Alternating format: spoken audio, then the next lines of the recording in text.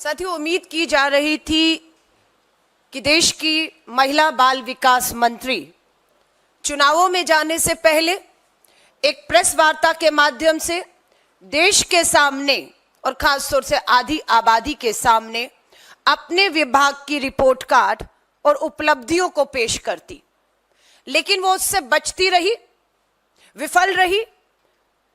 जब ऐसा नहीं किया तो विपक्ष के तौर पर हमने उनकी जवाबदेही तय करने की ठानी, जिसके तहत कांग्रेस नेता जयराम रमेश जी ने सिलसिलेवार मुद्दों पर ट्वीट करके देश की महिला बाल विकास मंत्री को उकसाया, और वो उकसाने पर आई, हमें इस बात की खुशी है। और उन्होंने भी ट्विटर के माध्यम से अपने जवाब पेश किए। उम्मीद की जा रही थी कि वो ट्विटर ना खेलें, एक प्रेस वार्ता कर दें, सारे तथ्य, सारी जानकारी, सारे आंकड़े वो देश के सामने पेश करें। लेकिन वो ट्विटर खेलती रही, ठीक उसी तरह जिस तरह से बीच कोविड लॉकडाउन में बच्चे, महिलाएं पूरी तरह से सड़कों पर थे, पीड़ित थे, और देश की महिला बाल विकास मंत्री अंताक्षरी खेल रही थी ट्विटर पर। वो लॉकडाउन में अंताक्षरी खेलने में व्यस्त थी, इसलिए पीड़ा बच्चों की हो या महिलाओं की दिखी नहीं, और आज भी वो ट्विटर खेल रही हैं। मैं दोबारा उनसे कहती हूं, जिन मुद्दों को जयराम रमेश जी ने उठाया, उस मुद्दों में वो बहुत से मुद्दों से बच गई। बहुत से मुद्दों पर उन्होंने 5 ऐसे मुख्य मुद्दे हैं, या तो उन्होंने भ्रमित करने वाले झूठे बयान पेश किए, जिसकी आज पोल मैं सबूतों के आधार पर खोलने जा रही हूं, और या कुछ ऐसे सवाल थे जिसपे उन्होंने बचने की कोशिश की। मैं पत्रकार साथियों से कहूंगी, महिला बाल विकास मंत्री स्मृति ईरानी जी का ट्विटर खंगालिए, जो जवाब उन्होंने जयराम रमेश जी को हम दिए हैं। क्या उनके ट्विटर पे जो महिला अपराध की बात की गई, पहला ही सवाल था कि महिलाओं के प्रति या बच्चों के प्रति अपराध में बढ़ोतरी हुई है, न्याय कोसों दूर है। ये पोस्टर, ये चेहरे, किसी एक का नाम स्मृति ईरानी जी ने जवाब में दिया है? ये हम सवाल दोबारा पूछ रहे हैं। ब्रजभूषण शरण के खिलाफ एफआईआर सुप्रीम कोर्ट के कहने पर होती है, हां या नहीं? उसके बावजूद भी क्या ब्रजभूषण शरण की गिरफ्तारी हुई है या वो आजाद घूम रहा है? क्या बेटियों को न्याय मिल गया, हां या नहीं? मणिपुर की आदिवासी बेटियों के साथ सामूहिक बलात्कार क्या 6 महीने से ऊपर हो गए? कौन सी अदालत में फास्ट ट्रैक में केस चलाकर उन्हें सजा दे दी गई? आप इस पे खामोश है स्मृति ईरानी जी। आपके मंत्री हरियाणा में संदीप सिंह आज भी यौन उत्पीड़न के गंभीर आरोप एफआईआर में मंत्री पद पे बने हुए हैं या नहीं? सवाल आज भी यहां खड़ा हुआ है। कुलदीप सिंह सेंगर, राम दुलारे, बिल्किस बानो के 11 सामूहिक बलात्कारियों को रिहा करने का काम आपकी सरकार ने किया। सही था, गलत था? आप बचाव में आए, प्रचार प्रसार किया, हार डाले, लड्डू खिलाए, आप इस पे भी खामोश रही। आपने इसकी निंदा या इसका विरोध क्यों नहीं किया, हम पूछ रहे हैं। हम पूछना चाहते हैं, बनारस की बीएचयू में पढ़ने वाली छात्रा के साथ सामूहिक बलात्कार में आपके आईटी सेल के नेता शामिल हैं, क्या न्याय मिल गया या उम्मीद है कि उसे न्याय मिलेगा? हम पूछना चाहते हैं। बिहार से आपके आने वाले पूर्व मंत्री शाहनवाज हुसैन पर हाईकोर्ट ने बलात्कार का मामला दर्ज करके आगे की कार्रवाई के लिए कहा, क्या आपने उस पर अपनी जुबान खोली? हम आपसे सवाल पूछ रहे हैं। आज जब मैं आपसे बात कर रही हूं, 4 साल की, मात्र 4 साल की बच्ची का राजधानी दिल्ली में बलात्कार हुआ है। लोग गुस्से में सड़कों पर हैं। क्या आप स्मृति ईरानी जी उस 4 साल की बच्ची के परिवार को मिलने गई राजधानी दिल्ली में?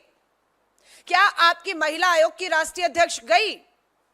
क्या आपकी महिला मोर्चा की अध्यक्ष गई उस 4 साल की बच्ची को मिलने के लिए? मेरी महिला कांग्रेस की दिल्ली की अध्यक्ष अपने पूरे महिलाओं के साथ आज उस परिवार से मिलने की कोशिश कर रही है। पुलिस मिलने नहीं दे रही है। हमारा मिलने का मकसद सिर्फ एक है, परिवार को यह विश्वास दिलाना, अगर पीड़िता 4 साल की बच्ची के परिवार को किसी तरह की आर्थिक, कानूनी किसी तरह की सहायता और मदद चाहिए, इलाज बच्ची को चाहिए, हम खड़े हैं। हमारी महिलाएं दरवाजे पर खड़ी हैं, लेकिन 4 दिन हो गए इस हादसे को हुए। स्मृति ईरानी जी, आप चुप क्यों हैं? ये सवाल महिला अपराध को लेकर हम आपसे पूछ रहे हैं, जिसपे आपने अपने ट्विटर पे किसी तरह का कोई जवाब नहीं दिया है। सवाल उठाया आंगनवाड़ी बहनों को लेकर। बजट जो है, सुकुड़ता बजट, धन का उपयोग, बजट की अगर बात करेंगे तो स्मृति ईरानी जी, आपने बड़ी सरलता से ग्राफिक पेश किए बजट को लेकर। यूपीए सरकार का 5 साल का बजट पेश करती है वो अपने ग्राफिक्स में, और बीजेपी सरकार का 9 साल का बजट। स्वाभाविक है, हमारे 5 साल के बजट के मुकाबले आपका 9 साल का बजट अधिक ही लगेगा। अगर आप में थोड़ी ईमानदारी होती तो आप यूपीए के 10 साल का महिला बाल विकास का जो बजट है सरकार का, वो पेश करती और अपने 10 साल का पेश करती, ना आप ये बेईमानी करती कि हमारा 5 साल और आपका 9 साल का बजट पेश हुआ। अब बजट की हकीकत यह है कि अगर आप देखेंगे, महिला बाल विकास बजट 20.7% की बढ़ोतरी करता रहा, कभी भी कम नहीं हुआ इन 10 सालों में। 2004 से लेकर 14 पहुंचने तक हर साल बजट में बढ़ोतरी हुई और 20.7% बढ़ोतरी हुई। आपके समय पर क्या हुआ? कुल बढ़ोतरी मात्र 3.4% आपके बजट में बढ़ोतरी हुई। अंत में अगर हम देखें कि हमारे कार्यकाल में 2013 और 14 में कांग्रेस के अंतिम जो कार्यकाल था, कितना बजट था? आज हम कहते हैं कि आपके बजट से, आज आप जो बजट 23-24 का है, हमारा बजट उससे 5,000 करोड़ अधिक था। हमारा बजट आपके 5,000 करोड़ अधिक था और हमने 20% साथ जो है हमेशा उसमें की है। 1975 में प्रधानमंत्री इंदिरा गांधी जी द्वारा शुरू की गई एक दूरदर्शी योजना आंगनवाड़ी और पोषण को कवर करने की थी। आंगनवाड़ियों को लेकर इन्होंने कहा 50 लाख रुपए का हमने आंगनवाड़ी जो पीड़िता थी, जिनकी कोविड के दौरान सेवा देते हुए मृत्यु हो गई, 50 लाख बीमा कवर। स्मृति ईरानी जी, यहां पर आप कोरा झूठ बोल गई। हम आपको चुनौती देते हैं, उन महिलाओं का जानकारी देश के सामने रखिए जिन्हें 50 लाख रुपया कोविड के दौरान बीमा का मदद मिला हो। सच्चाई यह है कि 22 जनवरी 2022 को पार्लियामेंट में जब आपसे सवाल पूछा गया कि कोविड के दौरान कितनी हमारी आंगनवाड़ी बहनें या हमारी जो दूसरी बहनें हैं, कार्यकर्ता हमारी जो है, उनकी मृत्यु हुई, उनको लाभ मिला, तो सच्चाई ये आती है, government has no data on anganwadi worker who died due to कोविड-19। ये तो स्मृति ईरानी जी आपने कहा था, आपके पास किसी तरह की कोई जानकारी और डाटा है ही नहीं। जब आपके पास कोई जानकारी नहीं थी, कोई डाटा नहीं था, तो किन लोगों को आपने 50 लाख रुपया कोविड बीमा कवर दिया है? ये सवाल आप पर गंभीर उठता है। यहां पर भी हमें बहुत बड़े भ्रष्टाचार की खुशबू आती है कि कागज पे दिखाकर किन्हें बीमा दे दिया गया, क्योंकि सच्चाई ये है कि जो हमारी आंगनवाड़ी की कार्यकर्ता थी या हमारी हेल्थ वर्कर थी, उन्हें कोर्ट तक जाना पड़ा, उन्हें अपने घर के बर्तन, जेवर, सब कुछ बेचना पड़ा ताकि वो अपने जान भी बचा पाएं और अपनी जीविका भी बचा पाएं और अपने घर को भी चला पाएं। ये आपकी सच्चाई है। आजिम प्रेमजी यूनिवर्सिटी की रिपोर्ट को आप झुठला नहीं पाई हैं। जवाब मांग रहे हैं आपसे। आजिम प्रेमजी यूनिवर्सिटी की रिपोर्ट के अनुसार 20% आशा वर्कर और आंगनवाड़ी कार्यकर्ताओं को कोविड के दौरान खर्च को कवर करने के लिए, वही मैं आपको वापस बात दोहरा रही हूं, अपनी घरेलू संपत्ति, आभूषण बेचने पड़े। मंत्री ने खुद संसद में बयान दिया, जिसका मैंने आपको अखबार की उस समय की हेडलाइन बताई है कि किसी तरह का भी किसी को मुआवजा नहीं दिया गया। ये कोरा झूठ है जो हम आपको आज बेनकाब करते हैं। उम्मीद करते हैं आप एक बार फिर से ट्विटर नहीं खेलेंगी या मेरी आज की प्रेस वार्ता को आप नजरअंदाज नहीं करेंगी। आपके पास समय ना हो तो उम्मीद करते हैं आप अपनी महिला मोर्चा की अध्यक्ष को बिठाकर इन सवालों के जो हम आपसे आवाज उठा रहे हैं उसके आप हमें जवाब दे पाएंगी।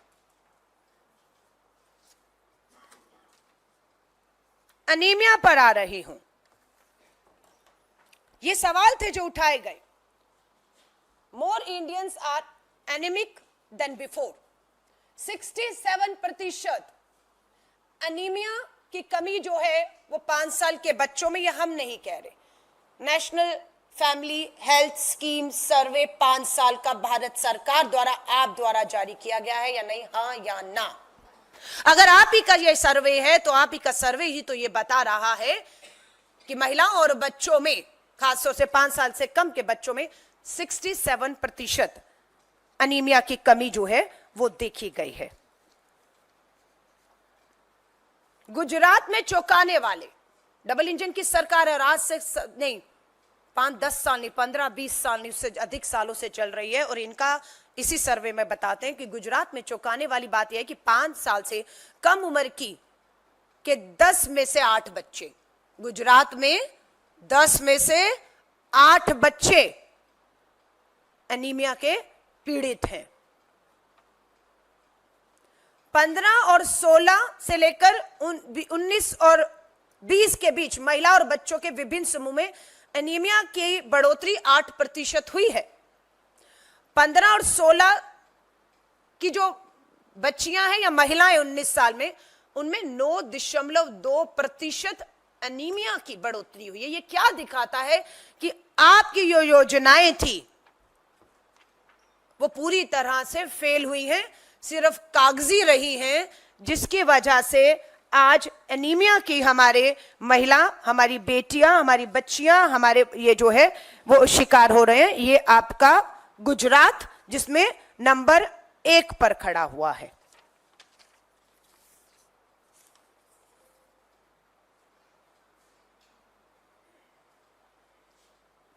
अब ये कहते हैं कि कांग्रेस ने अब तक क्या किया है।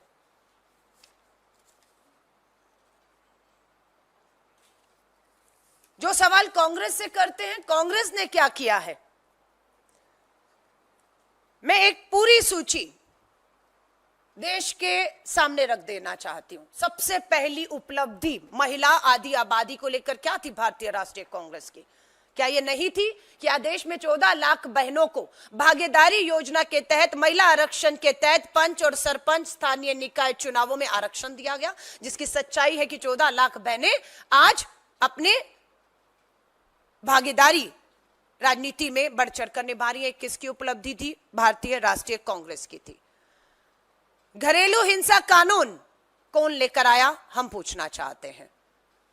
दहेज निषेध कानून कौन लेकर आया इस देश में, यह हम पूछना चाहते हैं। निर्भया के बाद सख्त कानून लाकर न्याय देने का काम, पोक्सो कानून के तहत 18 साल की उम्र को कम करके, कि निर्भया में एक दोषी इसलिए बच गया, उसकी उम्र 18 से कम थी, उसको 16 से 18 के बीच में लाकर दौरान जस्टिस वर्मा की रिपोर्ट को, कानूनों को सख्त करने का काम, कि पीछा करना, घूरना भी एक अपराध माना जाएगा। यह किसके समय पर हुआ? ये दौर उस दौर से गुजरा जब सती प्रथा, पर्दा प्रथा, कन्या भ्रूण हत्याएं ये हुआ करती थी, और उससे भारतीय राष्ट्रीय कांग्रेस ने ऐसे ऐसे कानून, sexual harassment at work place, कोई कानून नहीं था, कौन लेकर आया कि वर्क प्लेसेस में हमने अपनी बेटियों को, अपनी बच्चियों को सुरक्षित करने का काम किया है। आज मैं भारतीय राष्ट्रीय कांग्रेस की इन उपलब्धियों को गिनाती हूं तो मैं भाजपा के 10 साल की बड़ी उपलब्धियों को कहूंगी, मात्र चुनौती दे रही हूं। 5 उपलब्धियां, 5 बड़ी उपलब्धियां जिन्होंने जिंदगियों में बदलाव ला दिया हो, मैं वो आपके सामने आपसे पूछना चाहती हूं। अगर आपके पास सही जानकारी हो, क्योंकि झूठ के दम पर आपने जिस तरीके से फ्रस्ट्रेशन में आकर आपका गुस्सा, आपका फ्रस्ट्रेशन, आपकी भाषा जो ट्विटर में थी उससे झलक रही थी। ऐसा लग रहा था कि आप देश को जवाब नहीं दे रही, आप कांग्रेस के एक नेता जयराम रमेश जी से गुस्सा और बौखलाहट में उस तरह की भाषा का इस्तेमाल करके मात्र कांग्रेस के नेता या कांग्रेस को जवाब दे रही हैं। आपकी जवाबदेही देश के प्रति है, देश की आधी आबादी के प्रति है, जिसे आप देने में पूरी तरह से विफल साबित हुई हैं। मैं आपके सामने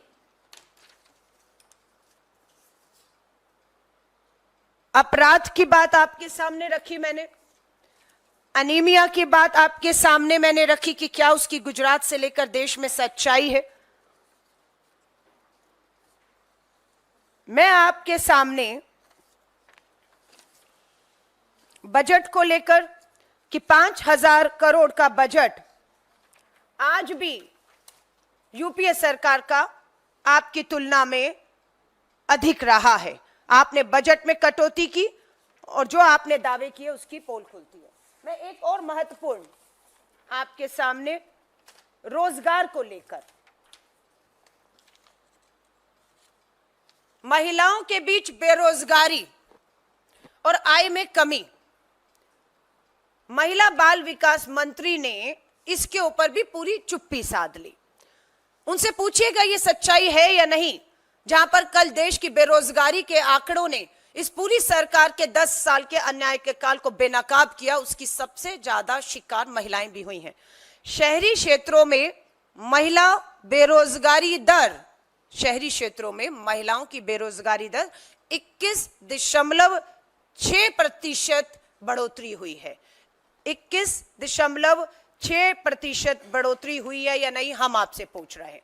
हम आपसे पूछ रहे हैं कि भारत की 50% से अधिक युवा महिलाएं, भारत देश की 50% से अधिक युवा महिलाएं शिक्षा और प्रशिक्षण के बावजूद भी घरों में बेरोजगार बैठी हुई हैं। ग्रामीण क्षेत्रों में इसका सबसे ज्यादा असर जो है वो हमें देखने को मिला है। अब इसी को लेकर बेरोजगारी के जो आंकड़े हैं, हमने कहा आंगनवाड़ी वर्करों को लेकर जैसे ही कांग्रेस की 5 गारंटी, ये 10 साल का अन्याय काल जो रहा उसे ध्यान में रखते हुए भारत जोड़ो न्याय यात्रा में आंगनवाड़ी वर्कर हो, आशा वर्कर हो, वो मिली राहुल जी से। 10 साल में उनके साथ अन्याय हुआ है, उनकी आय में कोई बढ़ोतरी नहीं हुई। जहां पर अडानी की आय में 30 गुना बढ़ोतरी होती है, वहीं पर आंगनवाड़ी बहनों की आय में मात्र 10%, 10 सालों में 10% बढ़ोतरी हुई है।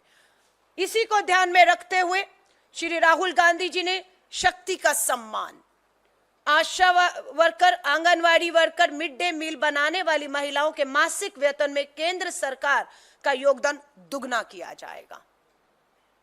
ये सारी गारंटी। महालक्ष्मी, गरीब परिवार में एक महिला को सालाना 1 लाख रुपया दिया जाएगा। ये वो गरीब परिवार की महिलाएं हैं जो खेत और मजदूरी करती हैं, किसी तरह की कोई आर्थिक मदद उन्हें नहीं मिल रही है। बेरोजगारी चरम पर, महंगाई चरम पर। 8 मार्च को गैस का सिलेंडर 100 रुपया कम होता है, 900 से 800 रुपया आ जाता है। स्मृति ईरानी जी, राजस्थान के चुनाव में मोदी की गारंटी थी या नहीं कि जो 500 का सिलेंडर कांग्रेस सरकार दे रही है वो 450 का दिया जाएगा? आज आपसे हम सवाल करते हैं स्मृति ईरानी जी, देश को जवाब दीजिए, आधी आबादी को, कि आपकी डबल इंजन की किस सरकार में हमारी कौन सी बहनों को 450 रुपए में मोदी की गारंटी के अनुसार सिलेंडर घरेलू मिल रहा है? ये हमारा आपसे सवाल है। आधी आबादी पूरा हक, बेरोजगारी के आंकड़े आपके सामने पेश किए हैं। 30 लाख सरकारी पक्की नौकरियों के पद खाली हैं। वायदा है कि इन सरकारी पक्की नौकरियों की आधी हकदार हमारी आधी आबादी होगी, यानी कि 30 लाख सरकारी पक्की नौकरियों पर 15 लाख सरकारी पक्की नौकरियों पर हक हमारी पढ़ी लिखी बेटियों का होगा जो आज बेरोजगार हैं। ये हमारा आपसे वायदा है, जिसके करने में आप पूरी तरह पिछले 10 साल में विफल रहे हैं। हमने मनरेगा जैसी योजनाएं लाकर ग्रामीण की महिलाओं और पुरुषों को समान अधिकार और समान वेतन और समान रोजगार का अधिकार दिया है। अधिकार मैत्री, सभी पंचायत में एक अधिकार मैत्री नियुक्त करेंगे जो महिलाओं को उनके कानूनी अधिकारों की जानकारी देंगे और इन अधिकारों को लागू करने में मदद करेंगे। सबसे ज्यादा अन्याय जो है हम देखते हैं ग्रामीण भारत में, पंचायतों में इस तरह की जो है सूचनाएं आती हैं कि वो न्याय नहीं मिल रहा, थाने में एफआईआर नहीं हो रही, या उनकी योजनाओं को लागू करने में उन्हें परेशानियां आ रही हैं, बहुत सी रुकावटें प्रशासनिक कागजी काम में हैं। सो हमारी अधिकार मैत्री पूरी तरह से इन्हें सशक्त करने का काम करेंगी। हमारी 5वीं गारंटी सावित्री बाई फुले हॉस्टल। केंद्र सरकार में देश में कामकाजी महिलाओं के लिए हॉस्टल की संख्या दुगनी की जाएगी। प्रत्येक जिले में कम से कम एक महिला हॉस्टल होगा। जब हम 30 लाख में पक्की सरकारी नौकरियों में 15 लाख अपनी पढ़ी लिखी बेटियों को देने की देश में बात करते हैं, तो स्वाभाविक है उन्हें एक सुरक्षित स्थान भी रहने के लिए, जहां पर वो अपने परिवार से दूर रहकर सुरक्षित रह पाएं, अपनी नौकरी, अपने रोजगार, काम को कर पाएं, उसके लिए एक सुरक्षित स्थान के लिए सावित्री बाई फुले हॉस्टल की हम लोगों ने बात की है। मैं उम्मीद करती हूं जिन 5 बिंदुओं को लेकर जयराम रमेश जी ने ट्वीट के माध्यम से, मैं फिर कहूंगी, उकसाने का काम किया, क्योंकि उनकी चुप्पी, महिला बाल विकास मंत्री की चुप्पी टूट नहीं रही थी, सवालों से बच रही थी। लेकिन हमें खुशी है उन्होंने अपनी चुप्पी चाहे ट्विटर के माध्यम से तोड़ी हो, लेकिन झूठ परोस गई आप।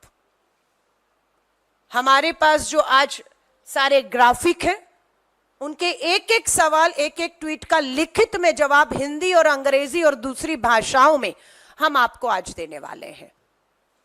हो सकता है कुछ पॉइंट, कुछ ग्राफिक्स के माध्यम से मैं आज आपको डिजिटल इस पे नहीं समझा पाई, नहीं दिखा पाई, लेकिन आपके साथ ये पूरी एक एक उनका, हमारा पहले जवाब था, हमारे सवाल थे जयराम रमेश जी के, जिसके जवाब में देश की महिला बाल विकास मंत्री स्मृति ईरानी जी ने झूठ परोसा। उनके झूठ को आज मैंने यहां पर तथ्य और सबूतों के साथ बेनकाब किया है। इसकी पूरी कॉपी मैं आपके साथ शेयर कर रही हूं, इस उम्मीद के साथ कि एक कॉपी किसी तरह भी भाजपा मुख्यालय तक पहुंच जाए। स्मृति ईरानी जी के घर भी हम ये कॉपी देने के लिए जा रहे हैं। व्यस्त है, ट्विटर देख पाती है, नहीं देख पाती, या मर्जी के ट्वीट देखती है, मर्जी के जवाब देती है, तो ये कॉपी हम स्मृति ईरानी जी आपके घर में आपके झूठ को बेनकाब करते हुए तथ्य और ग्राफिक के साथ भेज रहे हैं, इस उम्मीद के साथ कि अब आप ट्विटर ना खेलेंगी, अब आप एक बड़ी प्रेस कॉन्फ्रेंस करके एक ही बार देश की आधी आबादी अपने 10 साल के अपने विभाग के रिपोर्ट कार्ड देश के सामने रखेंगी। ये आपसे हम उम्मीद करते हैं। 2 सच्चाइयां दोबारा आपके सामने क्लोजिंग करते समय रख रही हूं। ये भाजपा की सच्चाई और अन्याय का काल है। ये कांग्रेस के 5 न्याय 25 गारंटी, 5 न्याय 25 गारंटी के साथ देश के साथ हुए अन्याय का काल, ये पूरा दशक 2000 से 14 से 24 तक का ये पूरा दशक इतिहास में तानाशाही, कुशासन और अन्याय के काल के तौर पर जाना जाएगा।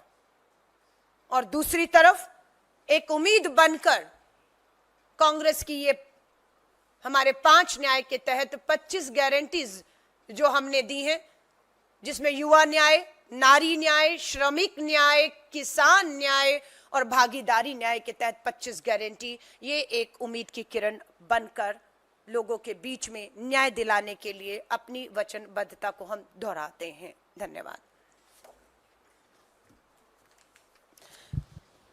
इन्हीं मुद्दों से संबंधित आपका कोई भी सवाल हो आप पूछ सकते हैं, अदरवाइज आपको ये पूरे ग्राफिक और स्मृति ईरानी जी के ट्वीट को बेनकाब करते हुए की सच्चाई, उनके खुद के संसद में खड़े बयान हम आपके साथ शेयर कर रहे हैं। धन्यवाद।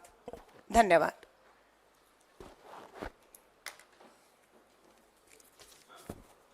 आज ही केंद्र सरकार ने नोटिफिकेशन नोटिफिकेशन जारी किया है मनरेगा में जो है उसकी सबकी जो आमदन दैनिक उनको मिलता है दैनिक भत्ता वो बढ़ा दिया है उनका और 1 अप्रैल से इसे लागू किया गया है।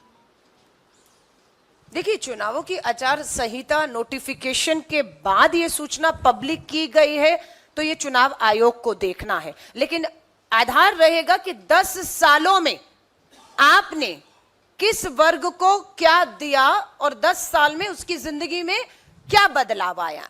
आप बीच चुनाव में या चुनाव के 10 दिन पहले इस तरह की घोषणा करके सिर्फ आप गुमराह कर रहे हैं, आप वोटों की राजनीति सिर्फ कर रहे हैं। जो आपने राजस्थान में भी प्रधानमंत्री मोदी जी की गारंटी के माध्यम से 450 रुपए का एलपीजी सिलेंडर जैसे घोषणा खोखली है, लागू नहीं है, उसी तरह यह भी घोषणा खोखली है। 10 साल में आपने ऐसा क्यों नहीं किया, सवाल आज ये पूछा जा रहा है और जवाब में आप कह रहे हैं अब हम करेंगे। अब आपका करने का समय चला गया है। धन्यवाद।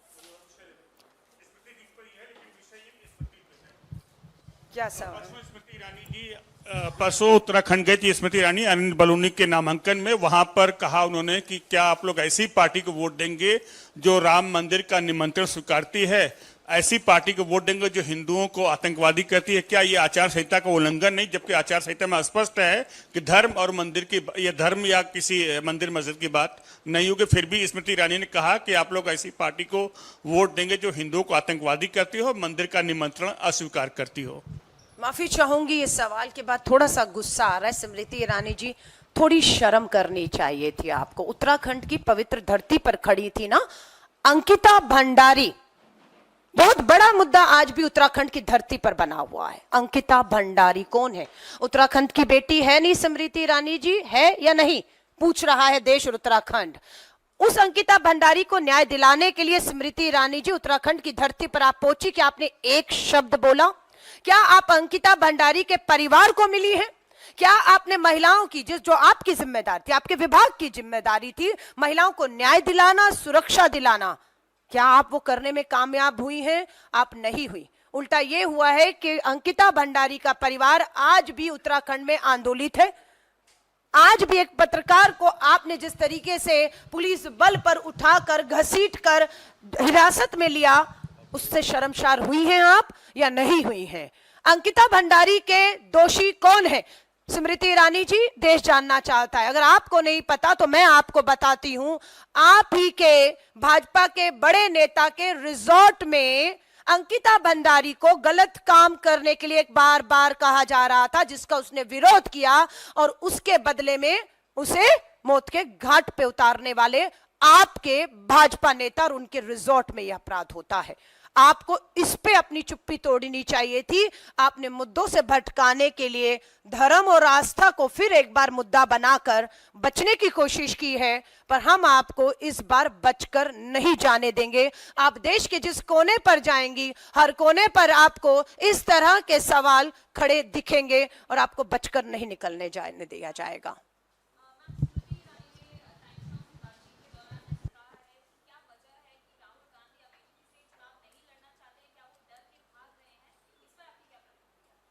देखिए, ये तो समय बताएगा और ये पार्टी को तय करना है कि कौन किस सीट पर लड़ेगा, नहीं लड़ेगा। वो पार्टी का स्क्रीनिंग कमेटी सीईसी तय कर लेंगे। लेकिन स्मृति ईरानी जी, लिख कर ले लीजिए, इस बार अमेठी आपको बुरी तरह हराने जा रही है।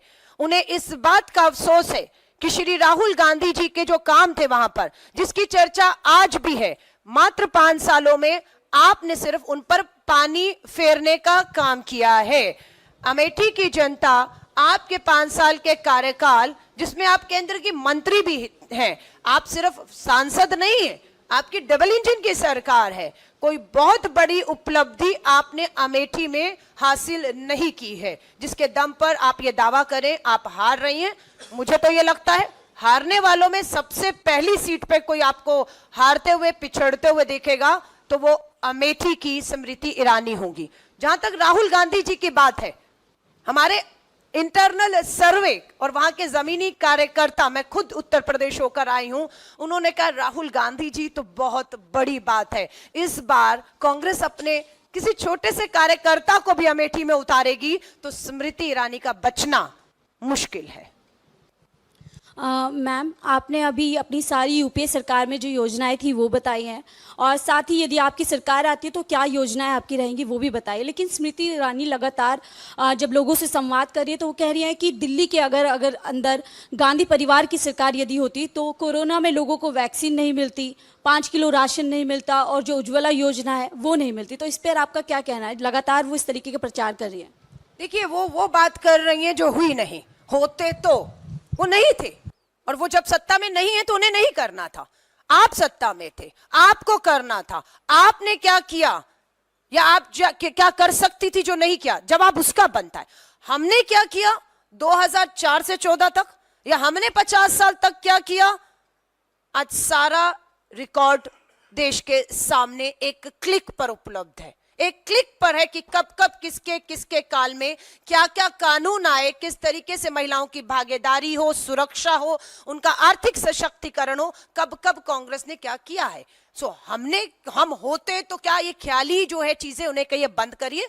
10 साल आपके थे, आपकी हिम्मत हो, चुनौती है, प्रेस वार्ता करिए, मीडिया के सवाल लीजिए, अपनी रिपोर्ट का तथ्य और सबूतों पर रखिए, और उम्मीद करती हूं मेरे पत्रकार साथी एक समय पर खोजी पत्रकारिता करते थे, रिसर्च करते थे, सबूत और तथ्य लाते थे।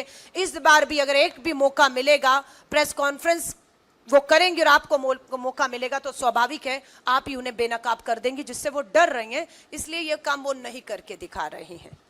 अलका जी, ये कल जो चुनाव दुल्हा के चुनाव वाला विज्ञापन आया है उस पे क्या कहेंगे आप? कौन सा? सॉरी, एक विज्ञापन बीजेपी की तरफ से दुल्हा के चुनाव वाला है। नहीं, मैं ये आपसे कहना चाहती हूँ, राष्ट्रीय पार्टी है, सत्ताधारी पार्टी है, उनके विज्ञापन, उनके ट्विटर का ये स्तर होना चाहिए। मैं सिर्फ आपसे और देश के लोकतंत्र में पूछ रही हूँ।